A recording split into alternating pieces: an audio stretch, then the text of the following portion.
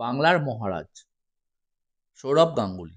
তাকে আমরা সবাই দাদা বলে চিনি বা দাদা বলে ডাকি। দাদার সঙ্গে সেই হোটেলে কি ঘটেছিল শুনলে আপনিও ভয় পাবেন। আসলে যে ঘরে সৌরভ ছিলেন সেই ঘরে 14 বছর আগে হোটেলের মালিক আত্মহত্যা করেছিল। তারপর থেকে ঘরে আর কাউকে থাকতে দেওয়া হয়নি বা থাকতে দেয়নি হোটেল কর্তৃপক্ষ।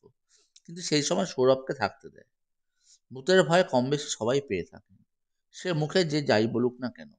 গা ছমছম ব্যাপারটা সকলের হয়।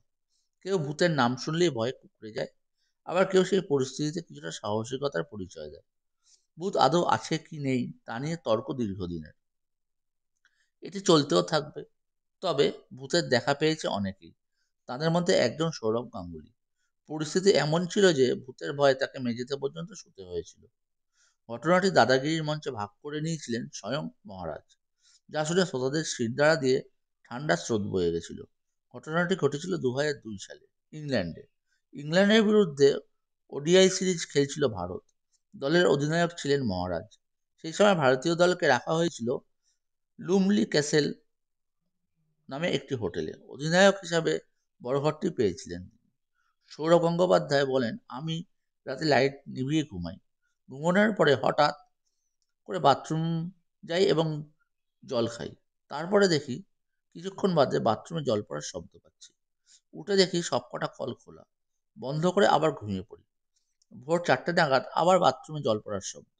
এরপর তিনি রিসেপশনে ফোন করে ঘটনাটা জানায়, কিন্তু কোনো সাহায্য তিনি পায়নি সেই সময়। এই রাতটা কাটলেও আসল ঘটনাটি তিনি জানতে পারেন পরের দিন সকালে। ব্রেকফাস্টের সময় তার কাছে হোটেলের ম্যানেজার এসে জানায় যে ঘরে সৌরভ ছিলেন সেই ঘরে 14 বছর আগে হোটেলের মালিক আত্মহত্যা করেছিলেন। তারপর থেকে ঘরে আর কাউকে থাকতে দেয়নি হোটেল কর্তৃপক্ষ, কিন্তু সেই সময় সৌরভকে থাকতে দেওয়া। এরপর ঘর বদলে দিলেও সেই দিন আর রাতে ঘুমাতে পারেননি তিনি। এরপর দলের ম্যানেজার রবিন সিং এর শরণাপন্ন হন। শেষমেশ রবিন সিং এর সাথে ঘরের মেঝেতে তিনি শুয়ে রাত কাটান। সৌরভ গঙ্গোপাধ্যায় দাদাগিরি ছাড়াও এই একই কথা তার নিজের বইতে লিখেছেন। তবে তিনি একা নন। অ্যাশেজ খেলতে গিয়ে একই ঘরে থেকেছেন ব্রেটলি। তিনিও রাতে বাথরুম থেকে জল পড়ার শব্দ শুনতে পান। প্রয়াত শেন ওয়ার্ন একবারই এই ভূতের সামনাসামনি হয়েছিলেন। ইংল্যান্ডের পুরনো দুর্গগুলো বর্তমানে হোটেলে রূপান্তরিত করা হয়েছে।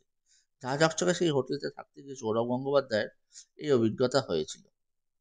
আপনার আমাদের এই গল্পটি কেমন লাগলো অবশ্যই কমেন্ট বক্সে জানাবেন, এবং আমার এই পেজটিকে ভালো লাগলে লাইক, কমেন্ট এবং অবশ্যই শেয়ার করে দেবেন। ধন্যবাদ বন্ধুরা।